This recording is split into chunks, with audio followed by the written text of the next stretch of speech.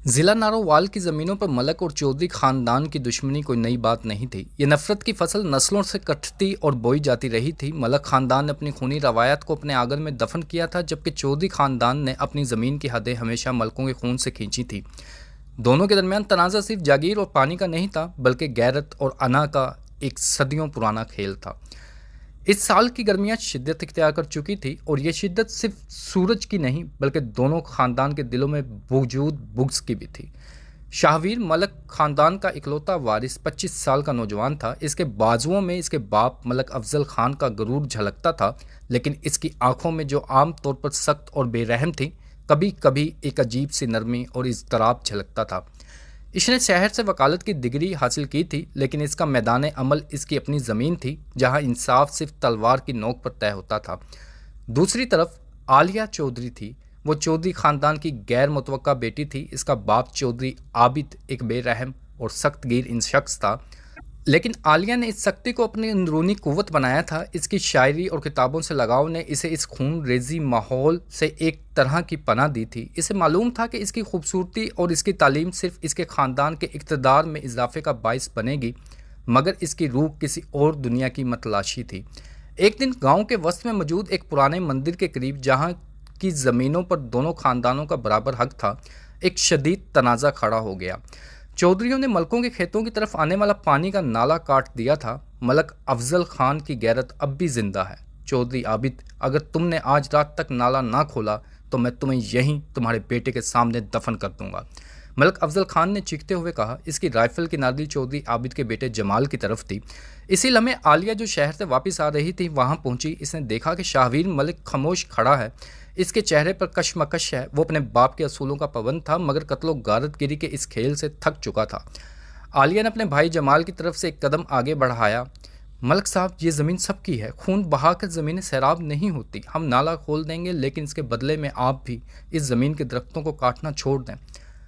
मलक अफजल खान को अपने बेटे शाहवीर से भी ज़्यादा हैरत आलिया की जुर्रत पर हुई। इसने आलिया की तरफ घूर कर देखा, लेकिन इसकी आंखों की आग में एक लम्हे के लिए रुकावट आ गई। इसकी आवाज़ में वही बेरहमी थी।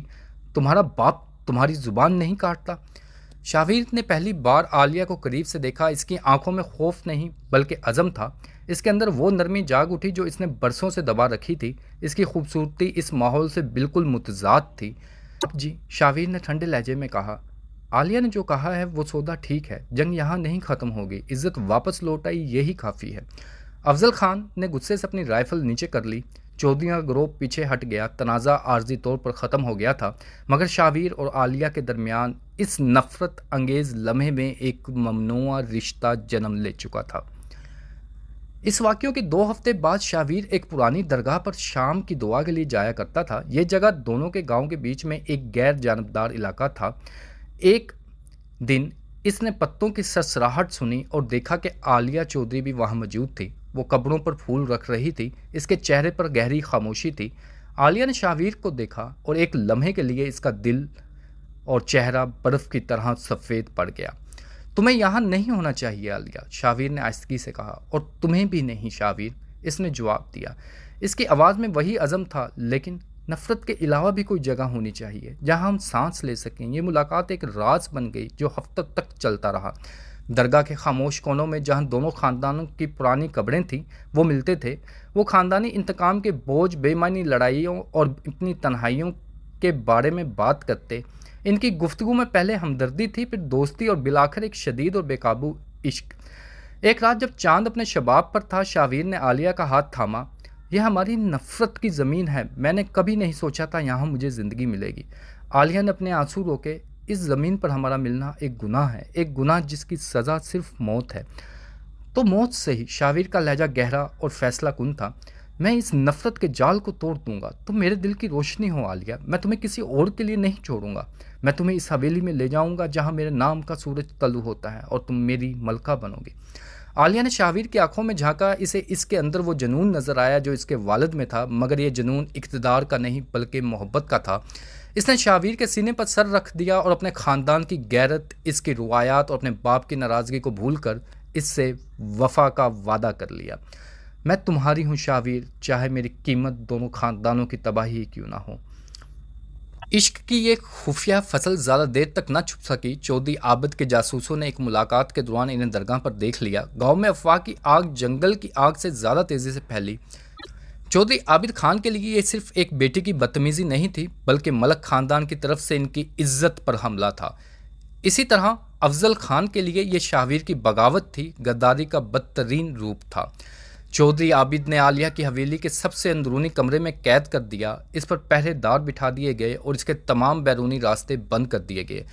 तुमने हमारी गैरत खाक में मिला दी है बेटी, आबिद ने अपनी बेटी के सामने खड़े होकर दहाड़ा। अब तुम या तो इस कमरे में कब्र तक सड़ोगी या तुम्हारी शादी इसी हफ्ते लाहौर के एक अमीरजादे से कर दी जाएगी। मलकों के साथ कोई रिश्ता नहीं बनेगा सिवाय खून के। शाहवीर को जब ये खबर मिली तो इसकी आंखों में खून उतर आया। इसने अपने बाप से बात करने की कोशिश की, मगर अफजल खान ने इसे हवेली से निकाल दिया। तुमने मेरे असूलों को तोड़ा है शाहवीर, तुम चौधरियों की बेटी से मोहब्बत करते हो। आज से तुम मेरे बेटे नहीं हो। जाओ, और अगर वापस आना है तो इस औरत का सर काट के लाओ, वरना मेरी ज़मीन पर तुम्हारी कोई जगह नहीं। शाहवीर ने अपने घर, अपना वकार और अपने बाप का साया छोड़ दिया। वो चला गया, मगर इसका दिल आलिया की कैद में था। इसने एक खत आलिया को पहुंचाने के लिए अपने सबसे वफादार नौकर का इस्तेमाल किया। खत में लिखा था, मैं तुम्हें भगा कर ले जाऊंगा, मैं तुम्हें इस नफरत से आज़ाद कराऊंगा, आलिया तैयार रहना। इसी दौरान आबिद खान ने अपनी बेटी की शादी की तारीख अगले 2 दिन बाद मुकर्रर कर दी। इसने मलकों को यह दिखाने का फैसला किया कि इसकी बेटी का फैसला सिर्फ वो कर सकता है। जब शाहवीर को यह खबर मिली तो इसने फैसला कर लिया कि अब सिर्फ 2 ही रास्ते हैं, या तो वो मर जाएगा या हमेशा के लिए अपने इश्क को हासिल कर लेगा। इसने दरगाह से एक पुरानी पिस्तौल उठाई जो इसके दादा ने इसे तोहफे में दी थी और चौधरी हवेली की तरफ रवाना हो गया। शादी की रात चौधरियों की हवेली पर रोशनियों की चकाचौंध थी। बाहर मलक खानदान के लोग खौफ और बुग़्ज़ में घुल रहे थे, जानते हुए कि इनका बेटा अब एक मफरूर है। आलिया को दुल्हन के लिबास में सजा दिया गया था। इसका दिल टूट चुका था, लेकिन इसके चेहरे पर एक अजीब सी पुरसकून मुस्कुराहट थी। इसने शाहवीर का खत पढ़ लिया था। वो जानती थी कि वो आएगा, और इसने ये भी तय कर लिया था कि अगर वो कामयाब ना हुआ तो वो खुद को शाहवीर के सुपुर्द कर देगी, चाहे इसका मतलब खुदकुशी हो। जब बारात हवेली के दरवाजे पर पहुंची तो अचानक एक घोड़े की टापों की आवाज़ सुनाई दी। शाहवीर मलक अकेला चौधरियों के बीच में आ खड़ा हुआ। तमाम मेहमान सकते में आ गए। शाहवीर चौधरी गुस्से से चिल्लाया, तुम्हारी इतनी हिम्मत, यहाँ से निकल जाओ या मैं तुम्हें यहीं गोली मार दूंगा। मार दीजिए चौधरी साहब। शाहवीर ने हाथ ऊपर उठा दिए, अपने सीने को निशाना बना दिया। लेकिन ये मत भूलें कि आज के बाद आपके ख़ानदान की गैरत, इस ज़मीन की मलकियत और आपकी सारी ताकत मिट्टी में मिल जाएगी। शाहवीर ने पिस्तौल निकाला और इसे अपनी कनपट्टी पर रख लिया। तमाम लोग खौफ से साकित हो गए। मैं आलिया के बगैर नहीं जीऊँगा, शाहवीर ने दर्द भरी आवाज़ में कहा। मैं अपना खून बहाकर इस नफ़रत का खेल ख़त्म करता हूँ। आप मेरी लाश पर अपनी बेटी की शादी कर सकते हैं, लेकिन ये खून की लकीर हमेशा के लिए आपको याद दिलाएगी कि आपने नफ़रत की वजह से अपने गाँव का सबसे मासूम और पाकीज़ा रिश्ता खो दिया। भलाई बालकनी पर आलिया अपना दुपट्टा फाड़ कर फेंक दिया और ज़ोर से चीखी, शाहवीर मत करना। इसने अपने कमरे के दरवाजे पर पहरेदारों को धक्का दिया और सीधी बालकनी की तरफ दौड़ी। जब इसने देखा कि शाहवीर पिस्तौल का ट्रिगर दबाने ही वाला है तो इसने खुद को रोक लिया। ठहरो शाहवीर, आलिया की आवाज़ में एक ऐसा अज़म था जो शाहवीर को भी सख्ते में ले आया। तुम्हारी कुर्बानी सिर्फ मेरे लिए नहीं हो सकती, अगर ये मोहब्बत की कीमत है तो हम दोनों इसे अदा करेंगे। आलिया ने बालकनी के जंगले पर कदम रखा, जहाँ से नीचे कूद कर फ़ौरन मौत यकीनी थी। वो नीचे अपने बाप की तरफ देखा। अब्बा जान, आपकी गैरत इस झूठे गरूर में नहीं है कि आप किससे मेरी शादी करवाते हैं। आपकी गैरत मेरी खुशी में है। अगर आपने शाहवीर को गोली मारी या मुझे कैद किया तो आप मेरी लाश पर खड़े होंगे और हर कोई जान जाएगा कि चौधरी आबिद खान ने मोहब्बत पर अपनी अना को तरजीह दी। आबिद खान का दिल, जो बरसों की सख्ती से पत्थर बन चुका था, एक लम्हे के लिए पिघल गया। इसने ऊपर बालकनी पर खड़ी अपनी बेटी को देखा, जिसकी आंखों में एक शदीद इश्क और मौत का अज़म था। और नीचे इसने इस नौजवान को देखा जो इसकी बेटी के लिए अपनी ज़िंदगी कुर्बान करने के लिए तैयार था। वो लम्हा सदियों के तनाज़े पर भारी पड़ा। आबिद ने आहिस्ता से हाथ उठाया और अपने पहरेदारों को इशारा किया, पिस्तौल नीचे रखो शाहवीर। इसने अपनी आवाज़ को बामुश्किल संभाला। मैं हार मानता हूँ, मैं इस नस्लों की नफ़रत से थक गया हूँ। इसने अफजल खान की तरफ देखा जो दूर खड़ा ये सब देख रहा था। आज से ये जंग ख़त्म होती है। मेरी बेटी की इज्जत सिर्फ इसकी मोहब्बत में है। चौधरी आबिद ने शाहवीर के बाप अफजल खान की तरफ देखा। अफजल खान जो अब तक खामोश तमाशाई था, खामोशी से आगे बढ़ा। इसने चौधरी आबिद का हाथ थामा। दोनों की खामोशी एक तवील और पुरानी जंग का इख्तिताम थी। आलिया बालकनी से नीचे उतर आई थी। वो शाहवीर की तरफ दौड़ी और दोनों ने बगैर किसी दुनियावी शर्म के एक दूसरे को थाम लिया। ये वो लम्हा था जब खून और तलवारें हमेशा के लिए शिकस्त खा गई और इश्क ने अपने लिए एक नई पाकीज़ा ज़मीन जीत ली। दोनों ख़ानदानों का गुरूर टूटा, लेकिन इंसानियत और मोहब्बत जीत चुकी थी।